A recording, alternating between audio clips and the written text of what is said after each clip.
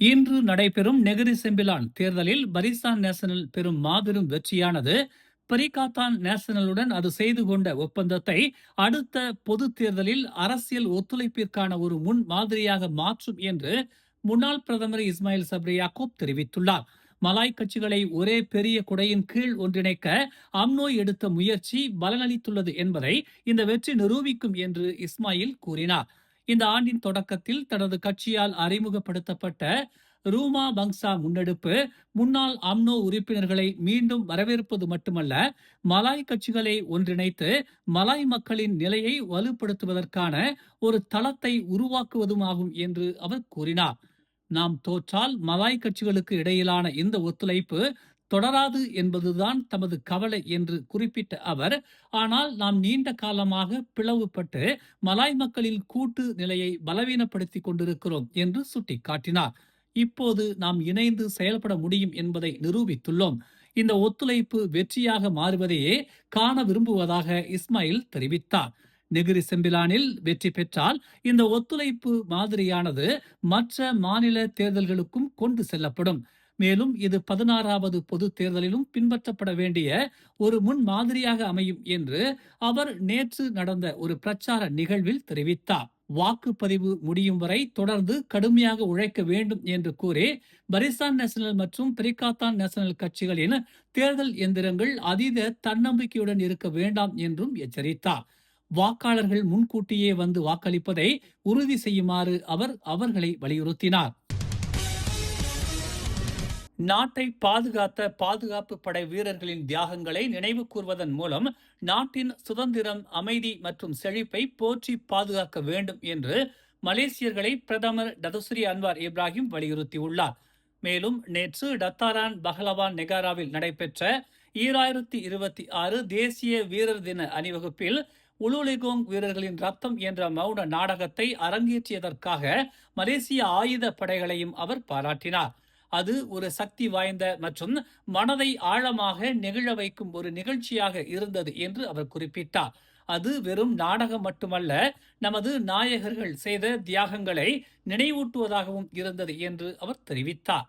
இன்று நாம் அனுபவிக்கும் சுதந்திரம், விடுதலை, அமைதி மற்றும் செழிப்பு ஆகியவை நமது பாதுகாப்பு படையினரின் சேவையாலும் தியாகங்களாலும் தான் சாத்தியமாயின என்பதை இன்றைய தலைமுறை ஒருபோதும் மறக்க கூடாது என்று விழாவிற்கு பிறகு அவர் செய்தியாளர்களிடம் கூறினார்.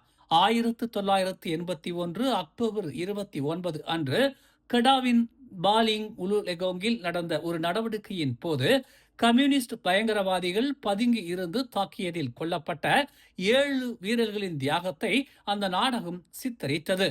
இந்த நிகழ்ச்சி இளம் மலேசியர்களுக்கு ஒரு நினைவூட்டலாக இருந்தது என்று அன்வார் கூறினார்.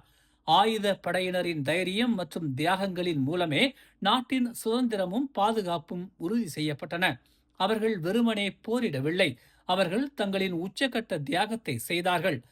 இந்த நிகழ்ச்சியை வழங்கி சுதந்திரம் ஒரு விலைக்கு கிடைக்கும் என்பதை தற்போதைய தலைமுறைக்கு நினைவூட்டியதற்காக பாதுகாப்பு படை தலைவருக்கு அவர் தமது பாராட்டுகளை தெரிவித்துக் கொண்டார்.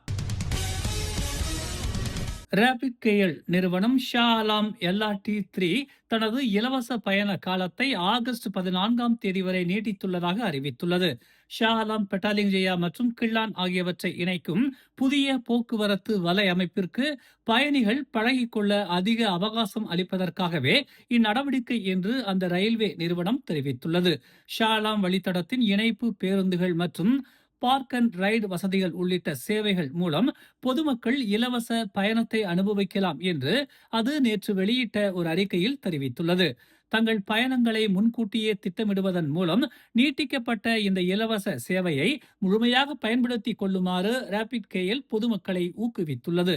இந்த இலவச சேவையின் நீட்டிப்பு அதிக பயனர்களுக்கு பயனளிக்கும், தினசரி பயண செலவுகளை குறைக்கும், மேலும் நாட்டின் பொது போக்குவரத்து அமைப்பின் செயல்திறன் மற்றும் வசதிகள் மீதான பொதுமக்களின் நம்பிக்கையை அதிகரிக்கும் என்று தாங்கள் நம்புவதாக அந்நிறுவனம் தெரிவித்துள்ளது. ஜூன் மாத இறுதியில் பிரதமர் அன்வார் இப்ராஹிம் அவர்களால் முதலில் அறிவிக்கப்பட்ட LRT-3க்கான இலவச பயண காலம் முன்னதாக நேற்றுடன் முடிவடைய இருந்தது. 20 செயல்பாட்டு நிலையங்களை உள்ளடக்கிய இந்த பாதை பட்டாலிங் ஜெயாவில் உள்ள பண்டார் உத்தாமாவை கிள்ளானில் உள்ள ஜொஹான் சத்தியாவுடன் இணைக்கிறது. பேரா மாநிலம் ஈப்போவில் உள்ள பண்டார் பாரு தம்பூன் என்ற இடத்தில் உள்ள ஒரு வீட்டில் 46 வயது பெண்ணும் அவரது 11 மற்றும் 12 வயதுடைய 2 மகள்களும் நேற்று முன்தினம் இரவு படுக்கை அறையில் இறந்த நிலையில் கண்டெடுக்கப்பட்டனர்.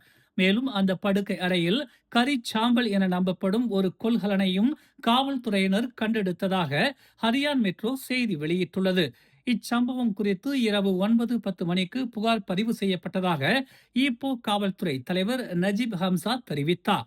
பாதிக்கப்பட்டவர்களின் உடல்களில் குற்ற செயல்களுக்கான எந்த கூறுகளோ அல்லது காயங்களோ இல்லை என்று முதல்கட்ட சோதனையில் கண்டறியப்பட்டது. தற்போதைக்கு இந்த வழக்கு திடீர் மரணம் என வகைப்படுத்தப்பட்டுள்ளது. அவர்களின் மரணத்திற்கான காரணத்தை கண்டறிவதற்கு மேலதிக விசாரணை நடைபெற்று வருவதாக அவர் கூறினார்.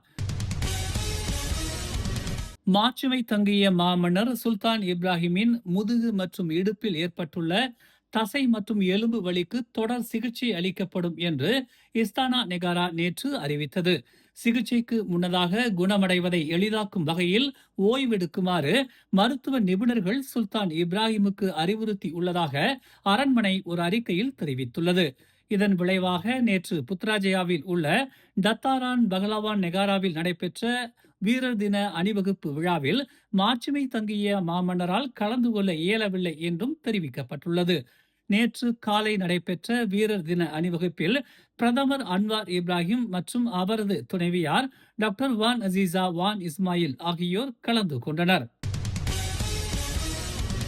மேலும் செய்திகளை தெரிந்து கொள்ள தமிழ் மலர் இணையதளம், தமிழ் மலர் செயலி மற்றும் மலர் டிவி யூடியூப் சேனலை வலம் வாருங்கள். எங்களோடு இணைந்திருக்க மலர் டிவியை பதிவு செய்து கொள்ளுங்கள். உறவுகள் மகிழ்ந்திட விருப்பம் மற்றும் பகிர்வு சேவையை சொடுக்கிடுங்கள்.